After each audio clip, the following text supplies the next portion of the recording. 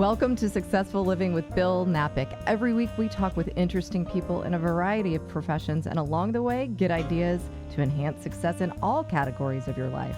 Successful Living with Bill Napick starts right now. And here's your host, Bill Napick.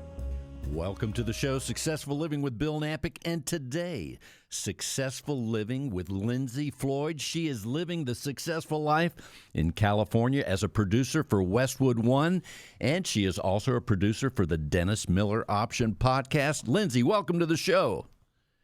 Bill, thank you so much for having me. And I love hearing you on the Dennis Miller Option. And it's just incredible. You are indeed a breath of fresh air to Dennis and Christian on the show.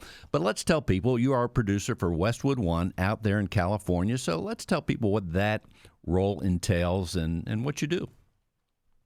Well, I really do a plethora of things here as a podcast producer.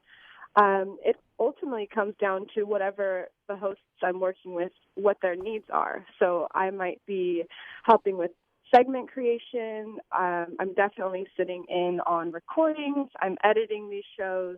I'm making sure the hosts have the proper advertising. I'm creating social media. Really, it's just whatever is needed to make the show happen. A tremendous resource, and they are lucky to have you out there. I will say that as listening to you on the radio, on the podcast, on the Dennis Miller Option, I really enjoy it. Give us an idea, as far as a lot of people, we could call this, there's TV, there's movie, podcast, but we could call this show business, right? And a lot of people, I think so. Yeah, it's show business. So a lot of people want to go to the West Coast, maybe New York City. But as far as your background, were you born in California, or did you just go there for your profession? No, I'm lucky. I was born and raised here. I grew up in Santa Ana. One of the favorite parts of the world is Southern California. Maybe I'll be out there someday. But give us an idea how you got into this show business. And I mean, you're very young, as far as I know, what I can gather from hearing you on the show. But give us an idea how you got into it, because so many people want to get into this line, into this profession.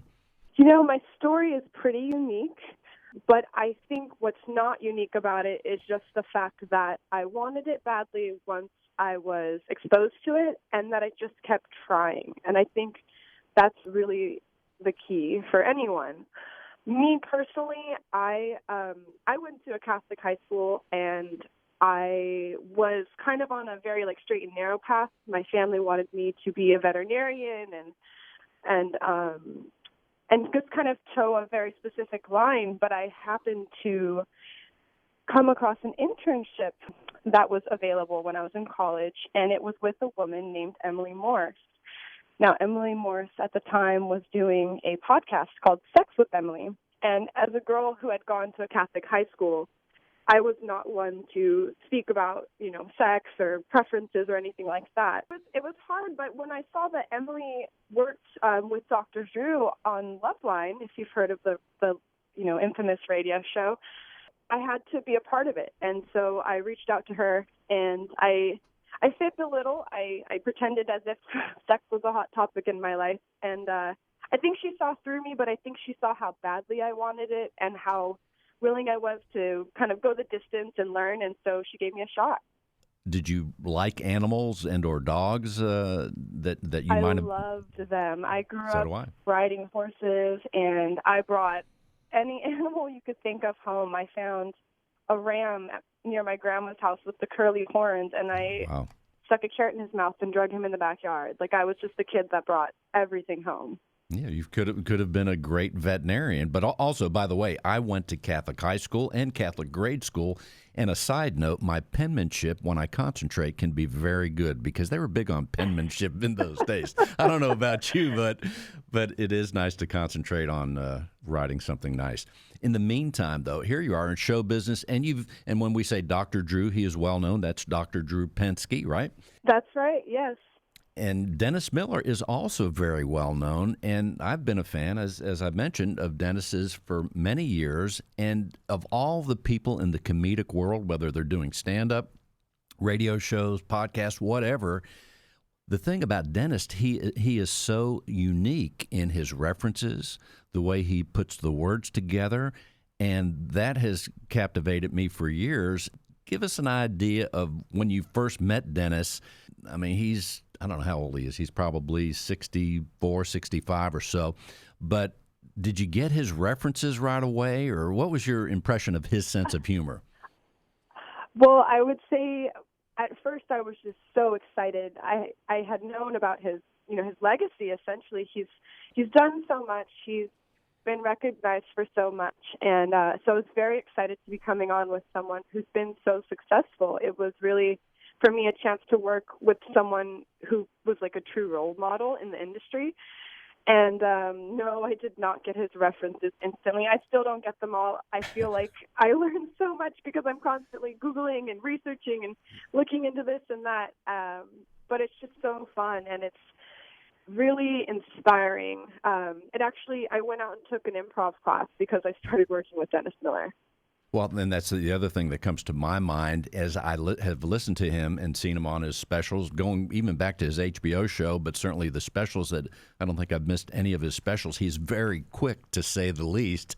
And it's always fun when he has a guest on that is also super quick. He gets excited about it, so that makes for great entertainment. Going back to what you said in the beginning, and we think about being successful, sometimes it's like we have to reinvent it, or some people think it needs to be reinvented to be successful in any endeavor.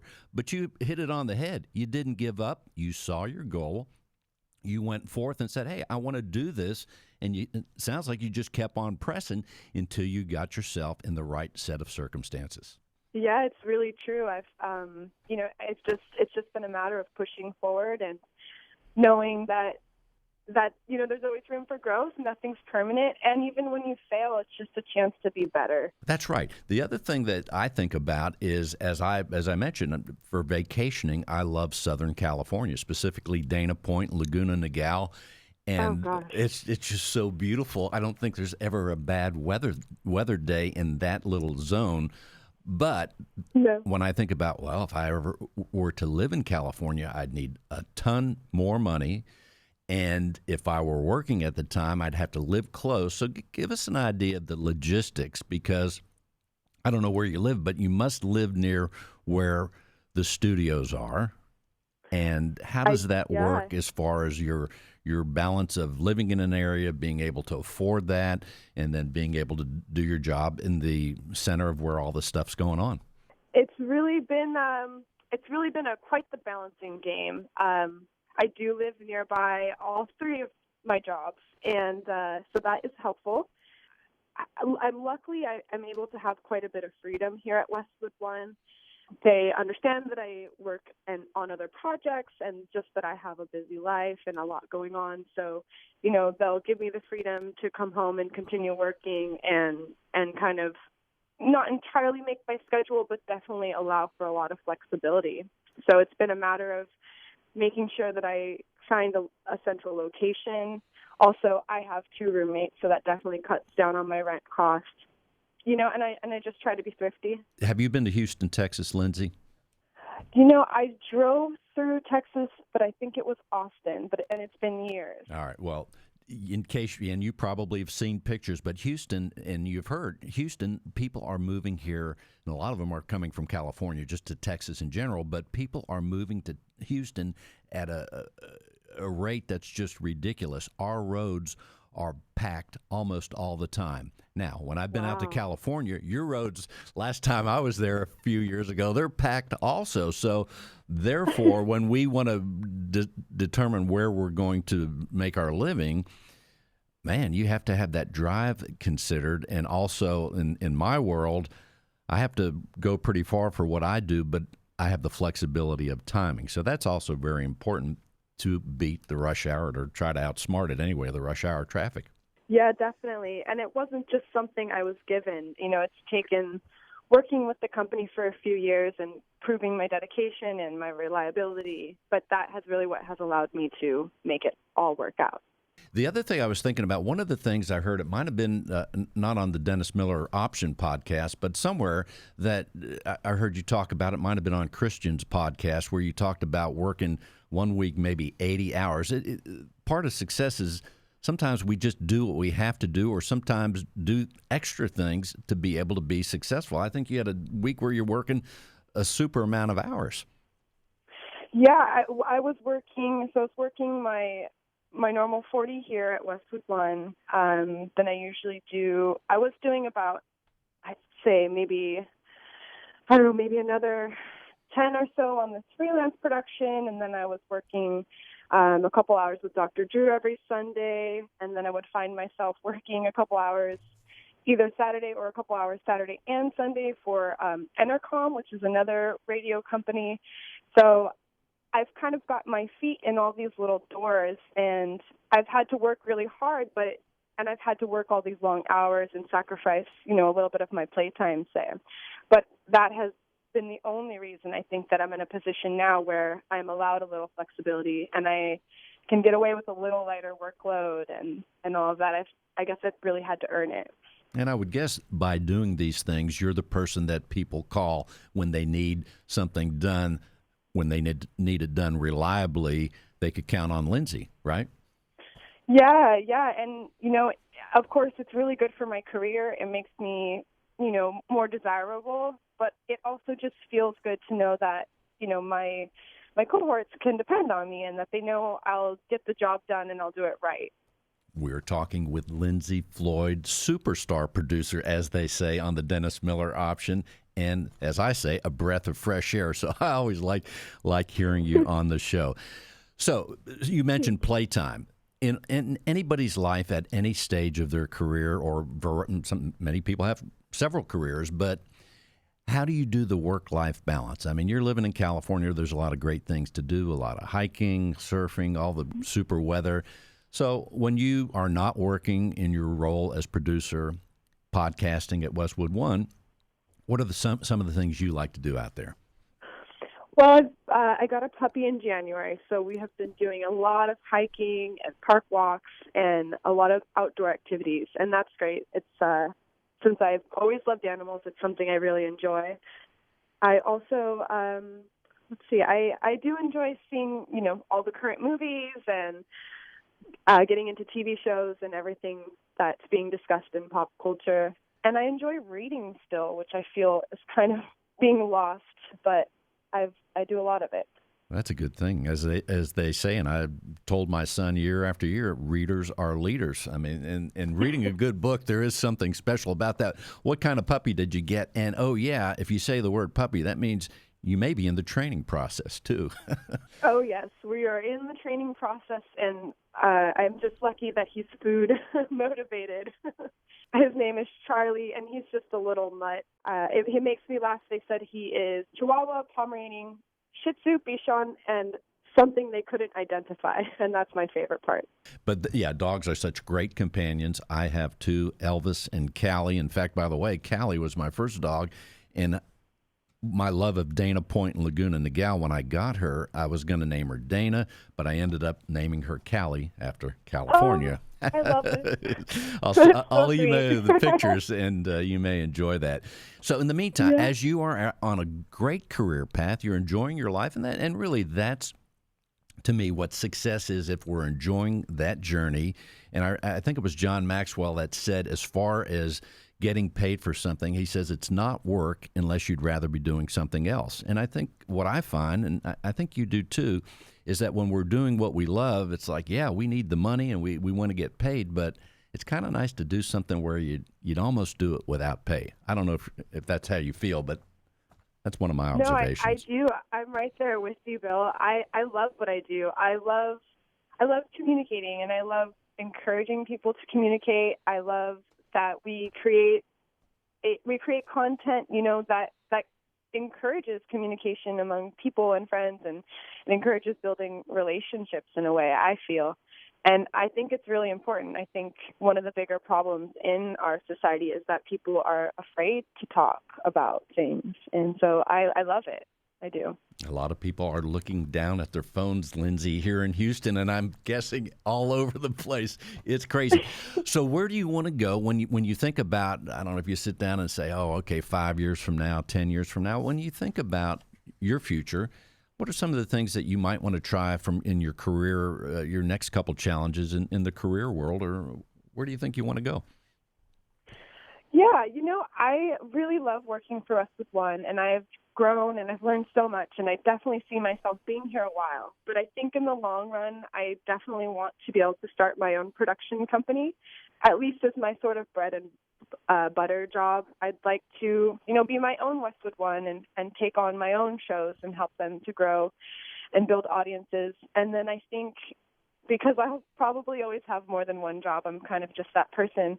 I want to try something more on stage, I suppose. I don't know that I'm going to be a comedian like Dennis Miller, and I don't know where my improv will go, but I do enjoy, kind of being up there, and I really enjoy making people laugh. And usually it's at my expense, but there's just something about making others laugh that, it gets me. I would think the other thing, I was thinking about the improv thing on your end, and that is the gratification might be is when you get up there and you tell a joke, you're getting instant feedback. So versus like what I'm doing on my radio shows and podcasts and you too, you don't know who's you don't know who's really listening. You might get feedback via email, but I think standing in front of people, you're getting that instant feedback, and that has to be fun. Yeah, you know what? I think you hit the nail on the head there, and it hadn't even registered with me yet. But I think that is it. I want to see the immediate reaction on your face, even if you don't like it. Like, that's okay. Let's go a different direction. But it's just, it's intimate. It's nice. That's right. And master comedians like Dennis Miller and many others, they have that nimbleness to be able to move and even make a good moment when the joke does not work. I mean, even going back to Johnny Carson, there are times where it was the funniest time when it didn't work, right? So that's so many things. Give us an idea. When you go to the studio at Westwood One, right? What do you see there? What's it look like when you go to the studio to do what you're doing?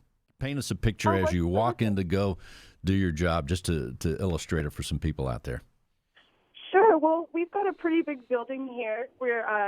Westwood One's owned by Cumulus, so we've got multiple studios. We've got NBC here, so we've got our sports people. We've got a country studio, and we've got KABC in the building. So it's really kind of an interesting mix of people and activities going on, and it's fun. It's lively.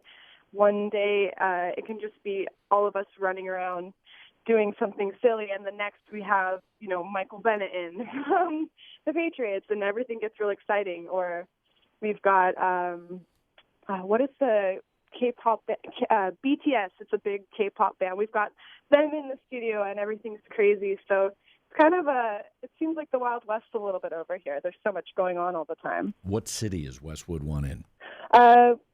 This office is in Culver City.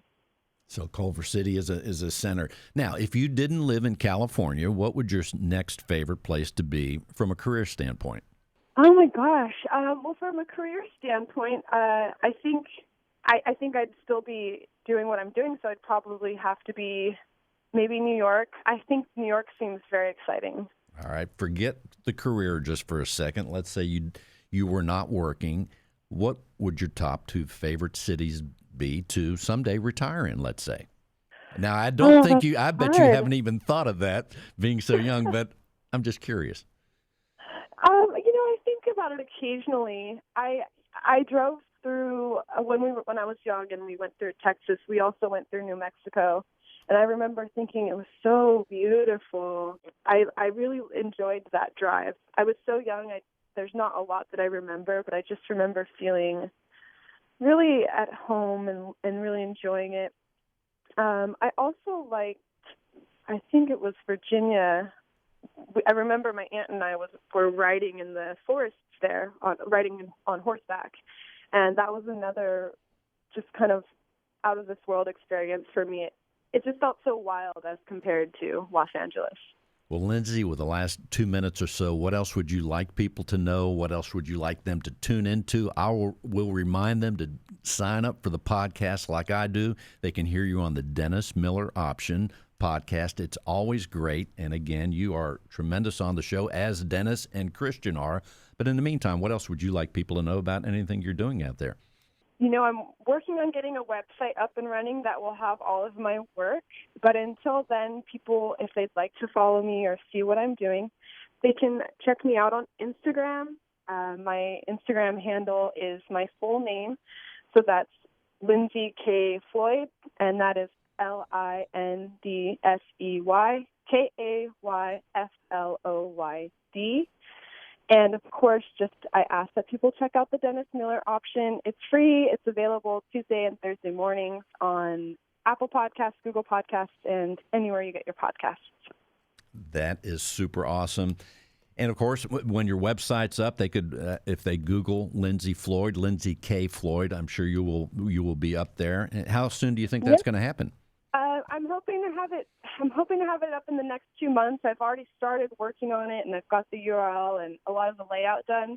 So now it's a matter of filling in content. But I will definitely make the announcement when it goes up on Instagram, and then people can always just search my name, and it will probably come up then too. Give us a quick tip. When you take the improv, how many lessons have you taken so far with the improv thing? I just did 1 3-hour class because with all of my work, I couldn't commit to a weekly thing. Right. So what are some of the first things they tell you at improv? So some of the first things they had us do was just practice emotion. So they stood us in a circle, and they had each person say a letter in the alphabet. And it was in order, so A, B, C, D. But before it got to you, the instructor would tell you your emotion. So it might be fear, and you'd be like, hey, you're all scared. And so it's kind of just simple exercises like that to help us to feel the emotions we were trying to portray. That sounds awesome. Lindsey, thank you so much for being on the show. You've been listening to Successful Living with Bill Nampick, and today with Lindsey Floyd, out there living the successful life, having fun, doing tremendous work on the Dennis Miller option, and producer at Westwood One. Thank you, Lindsey, for being on the show. Thank you, Bill.